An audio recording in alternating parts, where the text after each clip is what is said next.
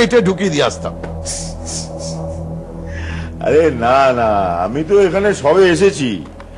আপনি একদিন ধরে ভাবছেন কেসটা নিয়ে, আপনার কিছু মনে হচ্ছে না? আরে ওই কুণাল দাসের মার্ডারের পর প্রলয়ের অ্যাপিয়ারেন্স, যদি সরল রেখায় ভাবি তাহলে হতে পারে ওই কিশোর প্রলয়, হতে পারে ওই কিশোরের দিদি রূপা প্রলয়, আবার মাস্টারও হতে পারে।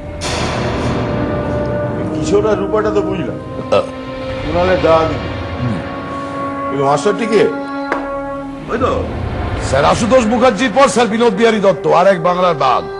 ওই ফ্যামিলির সঙ্গে একটু চুলকু চুচুং আছে। এই তোমার এই হাসিটা বন্ধ করো তো, শোনো আমার জঘন্য। চুলকু চুচু।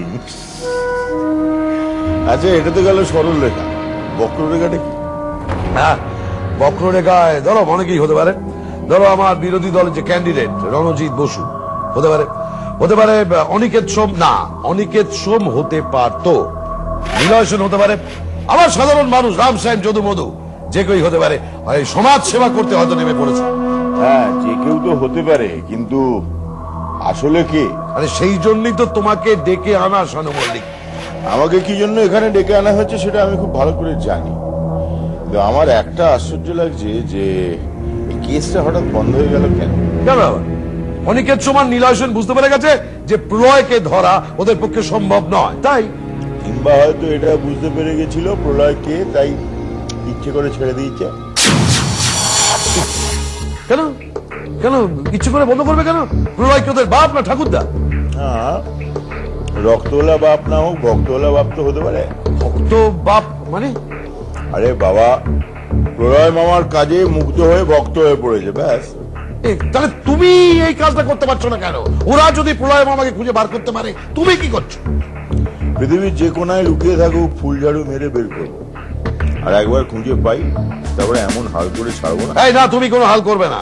ওকে জ্যান্ত অবস্থায় আমার কাছে নিয়ে আসবে, তারপর দেখবে আমি ওর কি হাল করি।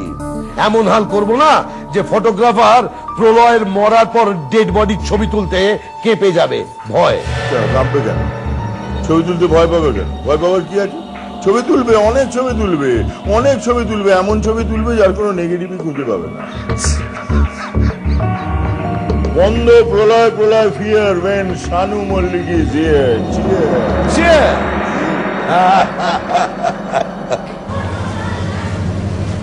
নিলয়টা তাহলে চলেই গেল।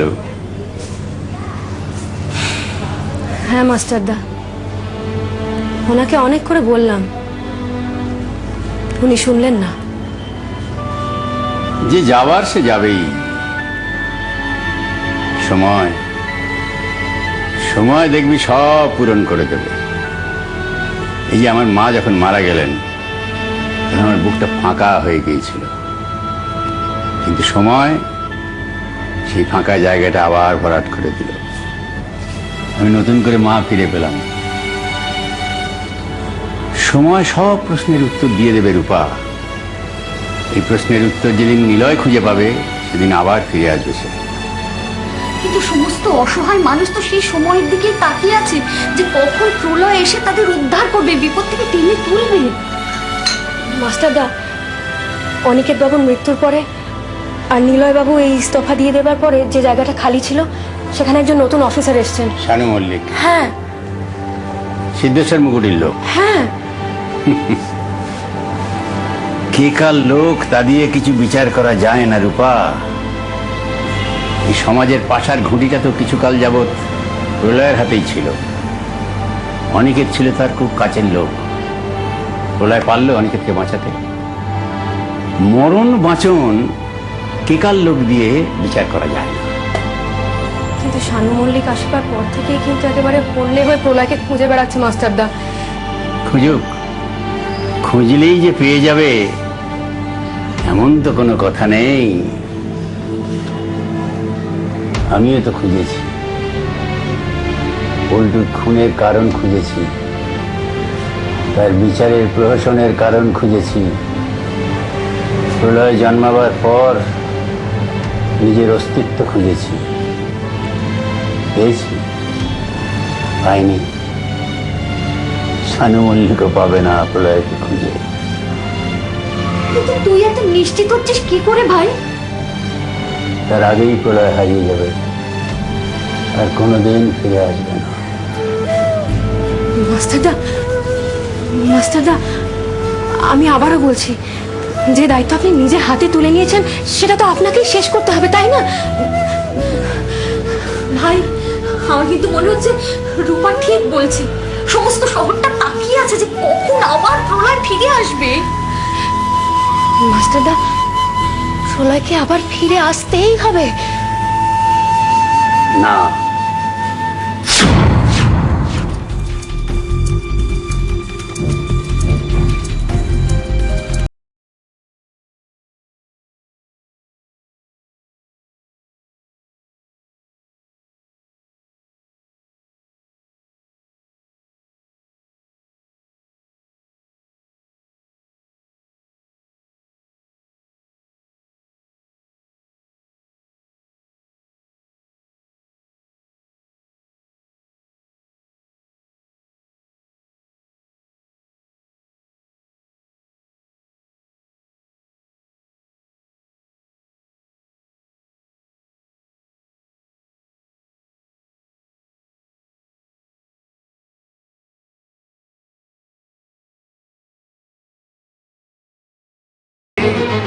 ওভাবে তাকাবেন না স্যার, ওরা পড়া করে তাকালেই না আমার কিরম ভয় করে, আর ভয় করলেই না আমার মাথা ঠিক থাকে না, কি তখন না আবার হাতটা কিরম সুট সাট করে। একটা প্রলয় কখনো সবার রক্ষা করতে পারে না দিদি। সে তো ভগবান নয় যে সবাইকে বাঁচাবে, আর যমরাজও নয় যে সবাইকে মারবে। তুই ভুল করছিস। প্রলয় ভগবানও নয়, প্রলয় যমরাজও নয়। প্রলয় একটা ঝোড়ো হাওয়া।